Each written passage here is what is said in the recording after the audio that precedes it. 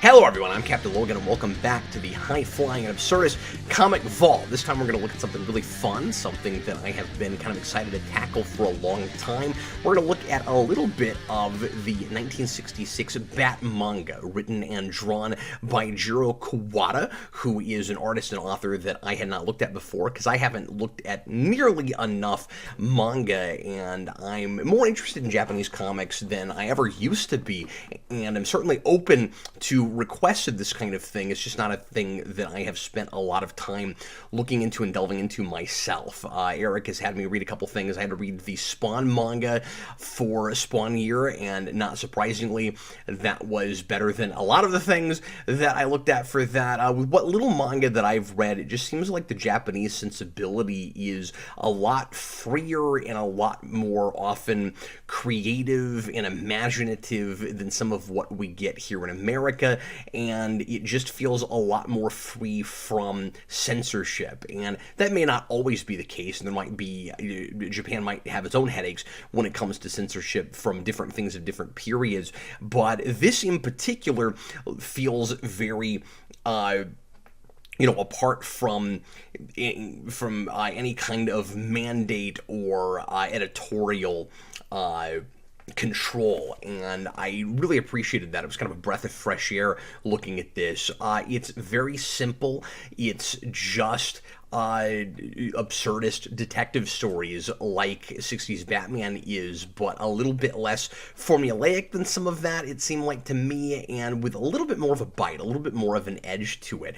Kawada is very much embracing the, like I said, absurdity and the kind of punny nature and the kind of cheese factor of the 60s Batman show, but he gives it a style that's all his own and allows it to be a little bit more atmospheric than that show. It would be easy to initially glance at this and go, well, of course it kind of looks like 60s Batman. It's a 60s Batman comic, so maybe he's not looking that much at the TV show and it's more just the comics, but I beg to differ because I haven't read a lot of 60s Batman comics, but what little I have looked at in the past is different from the 60s show in that it's not as self-aware and tongue-in-cheek, and of course that show was supposed to be a parody of Batman and wasn't meant to be taken too seriously.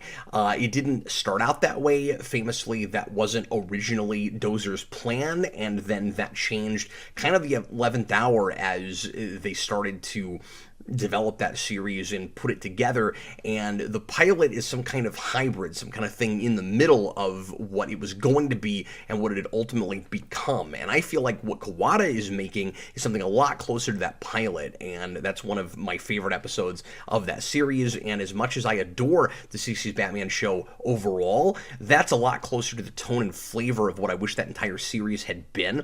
So this is a trip for me, because I feel like I'm seeing something a lot closer to the moodier and darker, but still kind of campy and kind of cheesy all at the same time, Adam West Batman series. And this feels like what we might have gotten for a Japanese show had the 60s Batman been adapted, or some version of that had been made on television in animation or live action for Japan. And so it's a fascinating read. It's a lot of fun.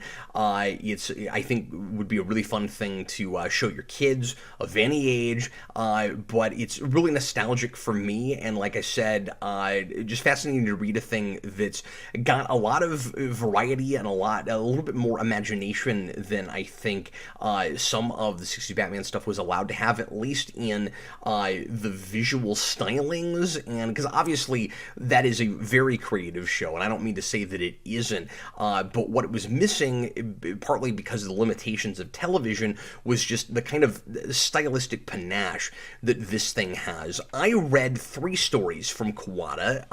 This is a 55-issue series if you're counting it by the issues that were republished digitally by DC several years ago, circa, I want to say 2013, 2014, maybe even a little bit before that. I didn't go back and look at the year for this, but this was coming out at the same time as the digital issues for 60s Batman and the Scribblenauts comics and some things like that.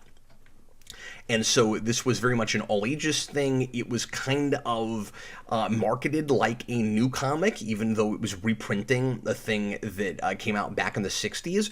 And if you showed this to a person and that was, into Batman but didn't know that this existed and said that this is a throwback thing that was just recently made, you might believe it, especially because we've had a lot of really authentic kinds of throwback to this sort of sorry about my audio here.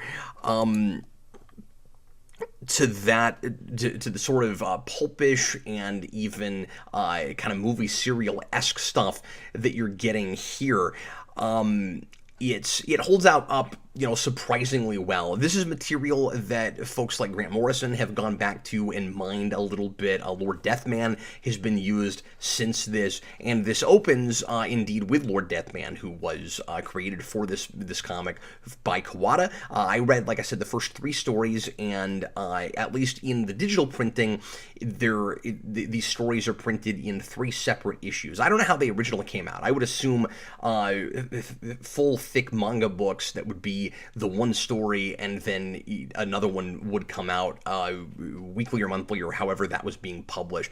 That's not a thing I've looked into, and so I assume that you didn't have cliffhangers in between the issues, that it was a bigger manga, but I'm actually not really sure about that, but I think that's how those tended to be printed. This can be easily found now, and you can either, of course, buy these, and I would like to get my hands on this at some point and actually purchase this, or you can go to DC Universe Infinite right now and read it that way. That's how I read it in the digital. And what I like about this release is you get some of the pages in minimal color like you're seeing here. And so most of it is in black and white. I'm assuming that it was originally published only in black and white, but there's like select pages that we give a little bit of color to. And so it retains that black and white sensibility, but it just throws slashes of color in. And as I'm looking at this, I'm wishing that we could get an animated series that kind of looked like this, like the Bruce Timm show that's going to happen in the not too distant future on HBO Max, that looks like a throwback to the 30s and 40s comics to some degree, at least in the design of the Batman costume itself, which looks like, a more kind of pulpish sort of show, and going back to the kind of back to the well with Batman. I would love it to look like, something like this, where, and I doubt that it will, but just really minimal color, just little splashes of color. So you see here, it's very muted, and so you have the extreme contrast of the black and the white, but then you just get these little splashes of orange in places, and like Batman's got very slightly yellow in his utility belt and behind the bat, and Robin has a little bit of red or orange, depending on how you just what you think that color looks like. Is it more reddish? Is it more orange in his costume? And it's, I think, exactly the same color as the poles that he's bouncing off of. I really like that minimal look, and I wish this whole book could have been printed that way, because it's really tasteful and really authentic to the original black and white.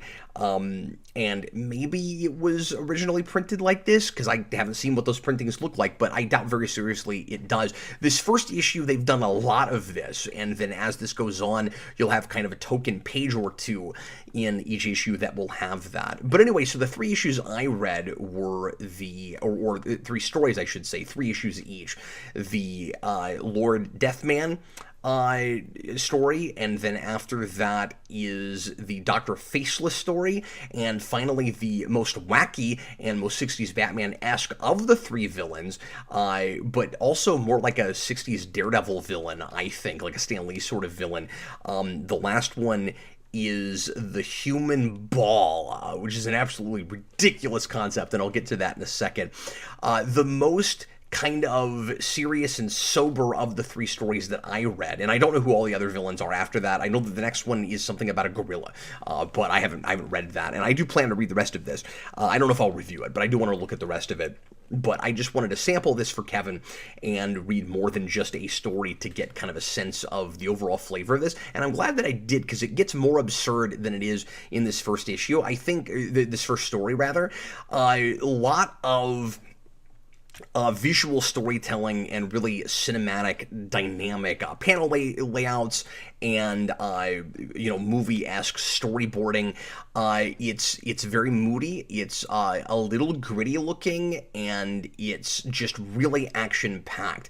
And there is a little bit of a macabre kind of tone to this, even though it does get a little silly. And like I said, it's a little bit like the pilot of the 60s Batman show in that way, where there's this general hokiness to it, but I almost have to keep reminding myself that I'm not reading something that's meant to be taken seriously, because there's also strangely a weight to it. I mean, everybody in this is playing it very straight, but unlike 60s Batman, you open right away with a villain who does kill people, and he is kind of menacing, and he has a presence that's felt throughout, even when he's not on panel. So the idea with Lord Deathman is that he wants everyone to believe that he is basically a wraith who you cannot kill, or you can keep killing and he comes back to life, depending on how you want to look at it. And it's kind of shocking in this first issue, because you expect a more, light and not creepy or disturbing at all kind of villain in a thing that's based as much on Adam West Batman as this seems to be.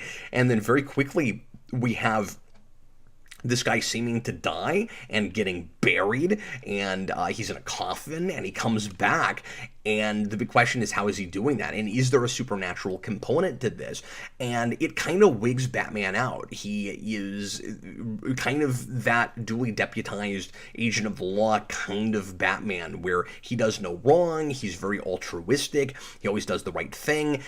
He's got, and it's not as over the top as the 60s show, but he's always got kind of speeches and platitudes to Robin about, the best ways to live life. He's got the, kind of wise sayings.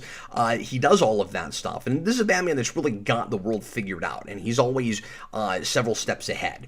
And he does not know how Lord Deathman is doing the things that he's doing. And it really disturbs him. It really bothers him.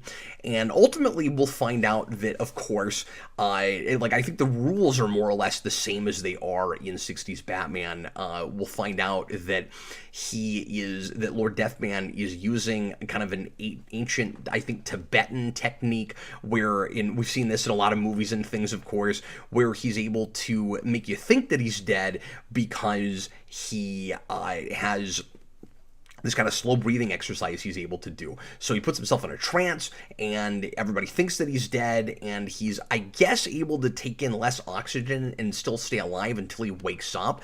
That point is maybe a little confused, because Batman and Robin, or I guess as Bruce and Dick, will go to a magic show, and they'll see someone who kind of conveniently uses that trick, and then Batman figures out, oh, that must be how he's doing it. But what's weird is, it seemed to me that that trick explains why a person would seem to be dead when they're not, when you bury them. Before, it would explain how they're able to survive with no air or hardly any air. And like I said, the assumption I'm making is that you slow your breathing to the point where you're not having to take in as much oxygen and as much air, and for a certain amount of time you'd be able to stay alive. Obviously, you probably wouldn't be able to do that indefinitely. It's just weird that Kawada doesn't talk about it that way. Maybe it's lost in translation, because obviously this is translated, and it is fun, by the way, to see the way Kawada in Japanese puts in sound effects words, automatopoeia, because I don't think I've noticed or paid attention to that in other mangas I've read, or maybe those things have been changed in the art in certain mangas where it's whatever it would be for us, but you're actually seeing Japanese characters that are, I'm assuming, made-up words. and then underneath the panel, it will, in the English, very, very kindly let you know what that kind of loosely translates to in English in the automatopoeia. So if there's a whoosh, but you can't read it, you'll see what that is. And I really like that there wasn't an attempt to somehow, change that in the art or anything. I don't even know exactly how you do that, but it is part of the artwork, and it's, I think I would get the gist and wouldn't have any trouble reading this without the English, but it is really nice to have that, to have kind of a sense of what that might have meant in the Japanese. But anyway, it's just weird that Kawada doesn't talk about that technique, the breathing technique, as a way to take in less air, but just a way to look like you're dead, because then I don't know how you're actually staying alive. So this is just an assumption I'm making. I'm sure that's what it is, and that's the thing that I've seen in some other movies and things too. I'm reminded a lot in pages like this. Look how few words are very often on a page. This thing is told very much through the action in the panels, and like I said, it's extremely dynamic. No trouble whatsoever having a sense of what's going on, and this is one of those books, I think, where you could take most of, if not all of the dialogue out and still have a pretty good sense of what's going on. Even the kind of imagery of the coffin and the the big scary head with Lord Deathman, you would have a good sense of initially the fear that Batman and Robin have that this guy might actually be some kind of ghost or undead creature, into finally realizing that he is just a man who is kind of like Batman, at least in traditional Batman things, just putting fear into the hearts of men. And of course, we don't talk about that very much with Batman, but I think that is probably meant to be the inherent parallel, unless I'm reading too much into that. I love all the blacks and shadow work in this book, but I don't know, less shadow and more just using black to our advantage with silhouettes and with Batman's costume when it's supposed to be darker and moodier looking. But what I was going to say a minute ago is pages like this just remind me a lot of the Batman serials, the 1943 and the 1947. You notice that Batman even has the ears that jet out to the side, kind of like he does in the serials, and his suit is the straight up 60s Batman suit with that exception, and at least I am going to double down on that. That is an exception, because with Adam West's costume, they're kind of just pasted to the side of the cowl, and they pop up like this. But in the serials, they're a little bit more like comic book in that they have more dimension to them, but they also kind of pop out and wag around a little bit, and that's what it looks like here. The vehicles here, of course, look like 30s and 40s vehicles that you would have seen in those serials, and it was a lot, those things were a lot of, Batman fighting like mobsters and mad scientists and things just on dirt roads, driving around in cars. Like this kind of chase sequence, you saw a lot in that. So it was also really fun to me to get to see what felt like a blend of the parody of the 60s show and also just straight up the serials that it was parodying, because that show parodies serials in general, but Batman serials, I think, specifically as much or more than it's paralleling Batman comics specifically. The big difference that I wanted to point out with the suit, besides the ears, this is one of my favorite panels here, the silhouette of Lord Deathman there, where he screams, "Oh no," but he's still smiling.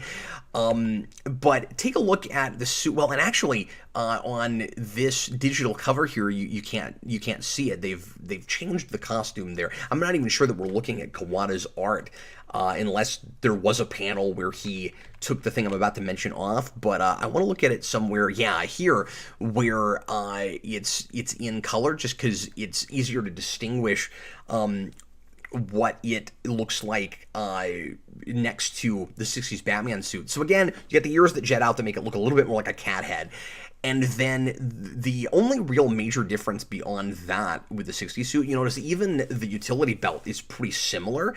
But I really like what he does. This is very subtle, and this is a really nerdy thing for me to bring up. But some people might not even notice or care about this. But he's got these small subtle lines right under the gauntlets and the gloves, and he does the same thing. Let me see if I can find another picture of it in the color. I know there's one in the next story, but he's also got the same thing above his legs. And there it is. And it just looks really cool in color, I think, with the white contrasting with the grayer blue legs with the darker gray boots. It's really cool looking. And I kind of wish maybe the 60s Batman suit had also had that. I don't know. It popped out to me. I really liked that. But anyway, so Batman obviously learns how Lord Deathman is doing what he's doing, and there's a big helicopter chase, which is really exciting, and just really using the comic medium to his advantage, doing stuff that you couldn't do, of course, on a TV budget, and some things maybe even in a movie. But it also feels to me like Kawada has almost, and I don't know if this is conscious, but it's almost like he has the same mission statement that the 60s Batman comics would have that are published at the same time as the digital versions are published for this, which is do things that you could actually do on film if money wasn't an issue, but in comic book form. So still using the comic medium, but having the rule of it's not going to be too cartoony. You're not going to put in anything that couldn't have been filmed in at least a big movie budget in 1966, and this feels exactly the same way. It would be really cool to go in and look at this next to the 60s Batman books, because there's a lot of similarities between them in trying to achieve what the 60s show was doing in a comic book and still making it a comic book. It has some, of course, being from the 60s in the first place, some of the same pop art sensibilities.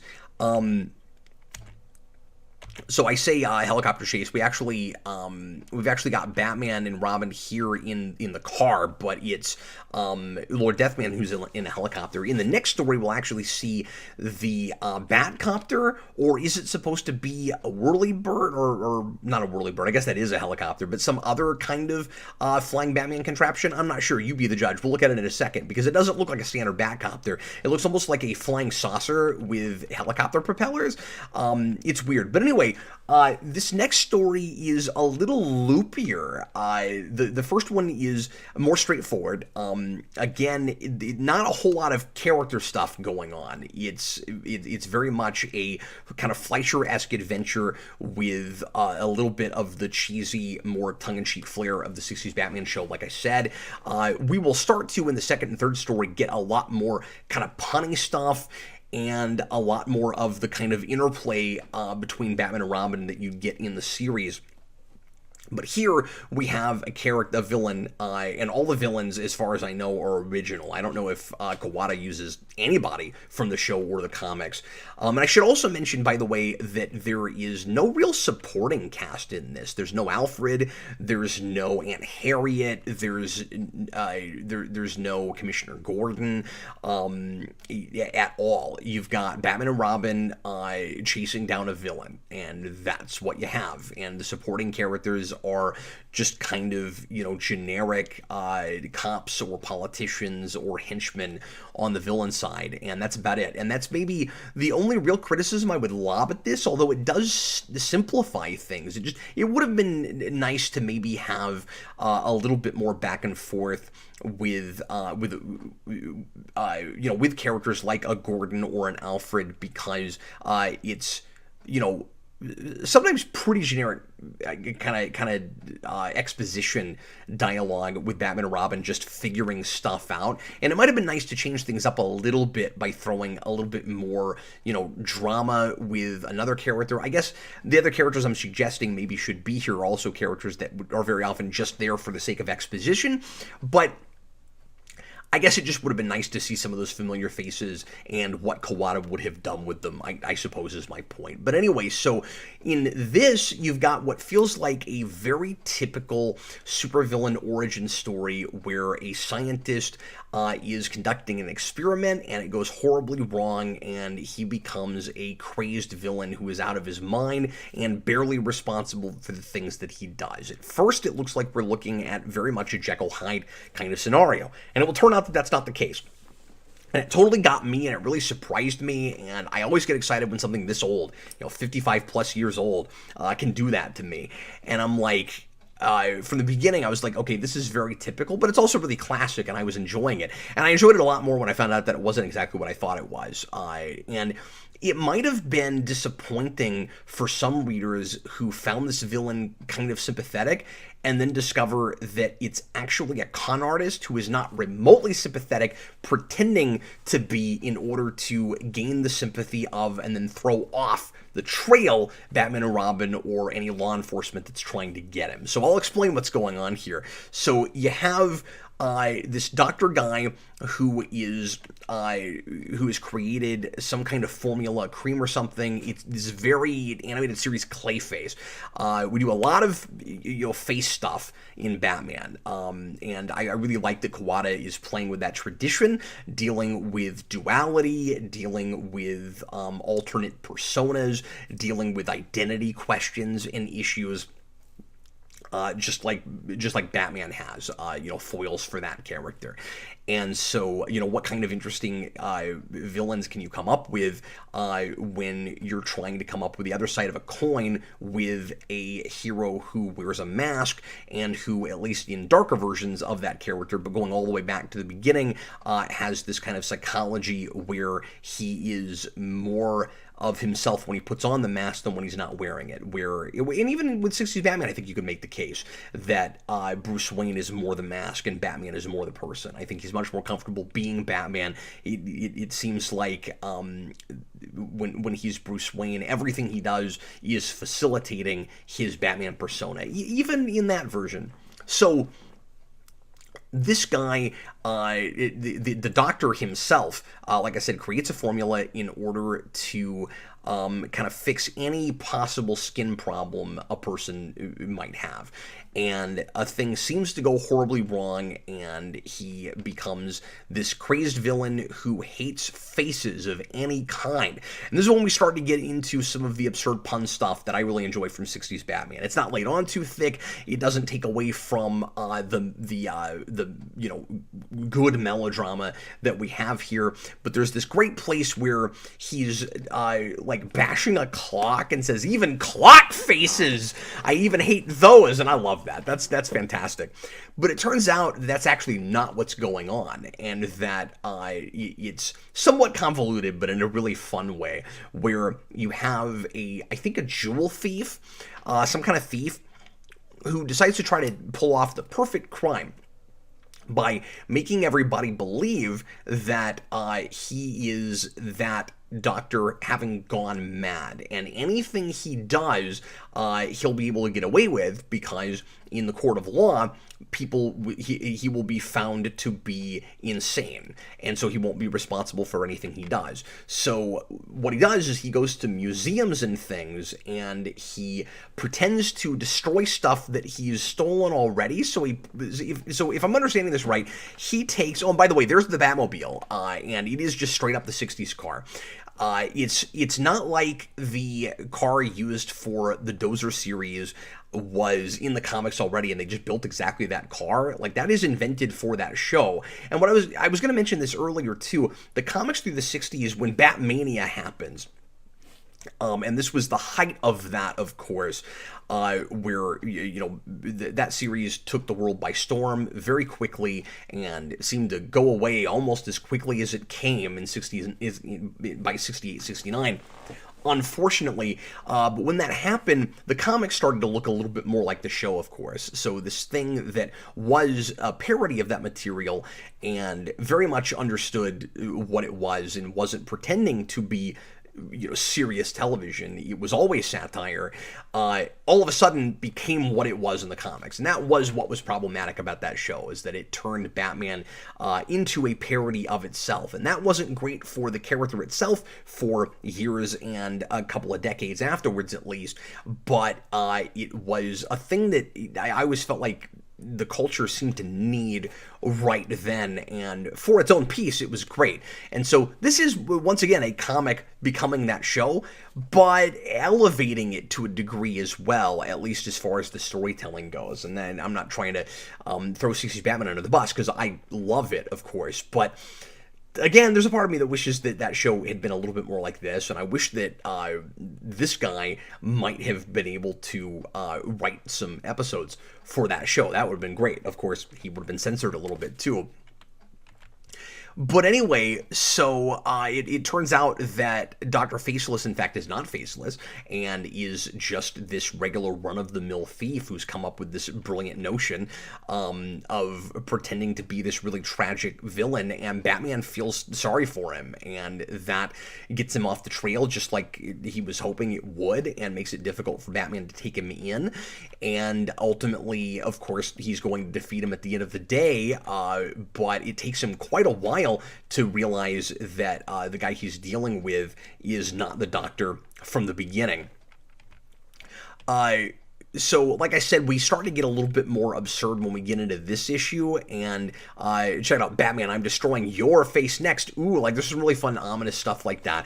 We don't have the typical 60s Batman death traps in this, and there aren't those kinds of cliffhangers, but there are kind of bigger threats. There's also stuff that's just as absurd or more so than some of the stuff we get in that show. So Batman is just as beloved and popular, and has probably created, like I'm always saying, that culture of dependency that he does in 60s Batman. And so there is, kind of like the Flash Museum, there is a statue of Batman, or or his head carved in the side of a mountain, like Mount Rushmore. There's basically a Bat Rushmore that Dr. Faceless decides to go and destroy, and that's a lot of fun, and it's really enjoyable to see Batman like swinging around in front of his own face. I would love to see the movie version of this. This is, you know, as much as I enjoyed Batman Ninja and getting to see a kind of Japanese, you know, anime take on Batman, it would also be really fun to see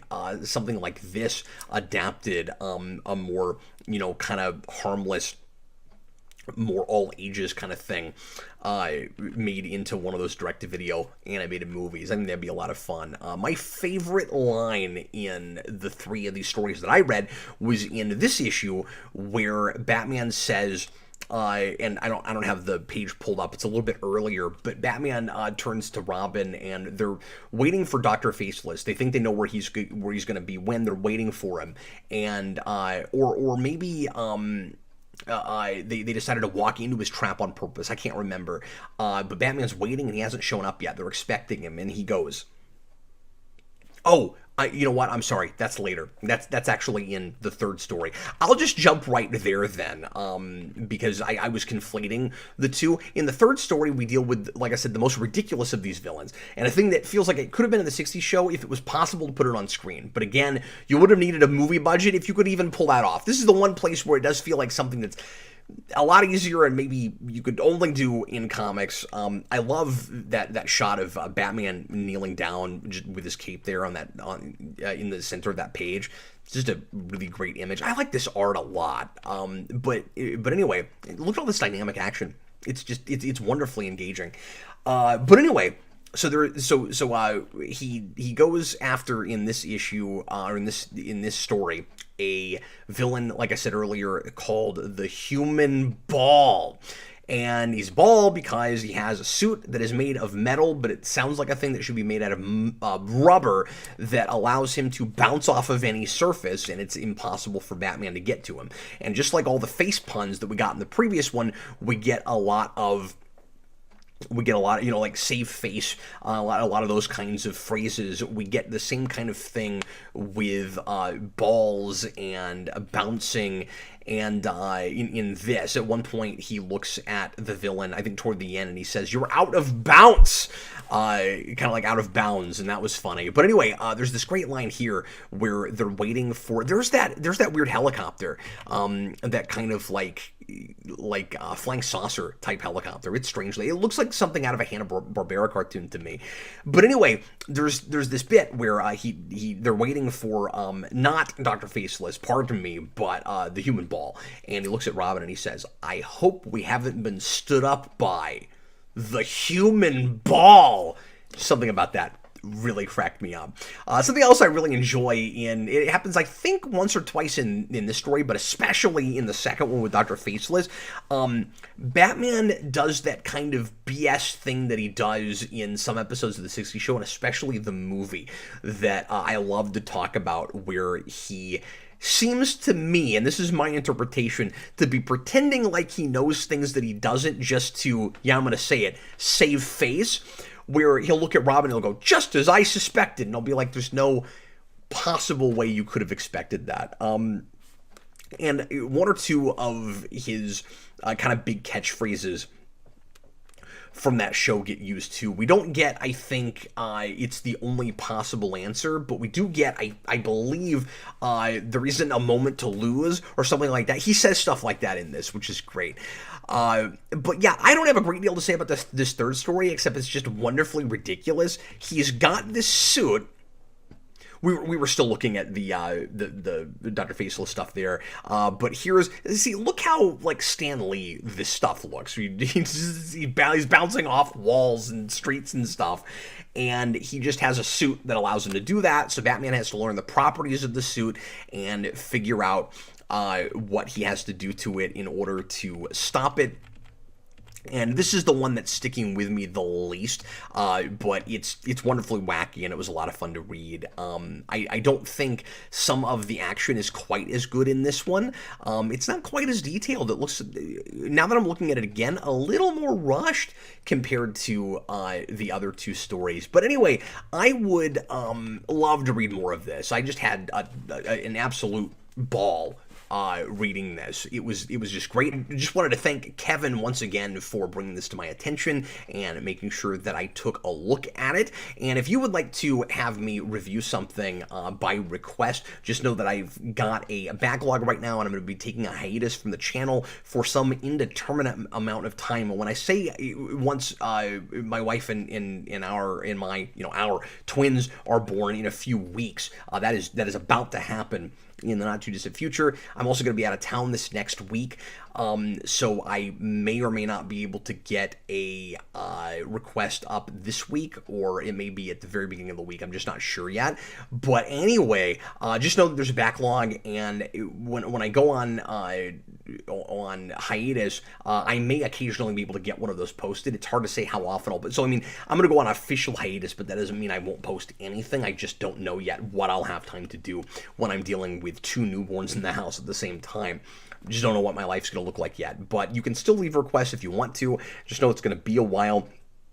I have a big backlog right now, lots of folks on the request here, but you can leave a one-time request on patreon.com/geekvolution at the $15 tier, and if you let that roll over for the first month, and even if you want to jump off of it after that, you will be put in the queue, and I will make sure to get to that when I can. And then if you want to stay in the rotation for that, you can keep at that tier, but don't feel like you have to. I want to say thanks to everybody who has supported us by doing that, either one time or sticking at that tier. You guys are wonderful. The support is always greatly appreciated, and I will see you again with more stuff real soon on Geekvolution. I was Captain Logan, and happy reading, everybody.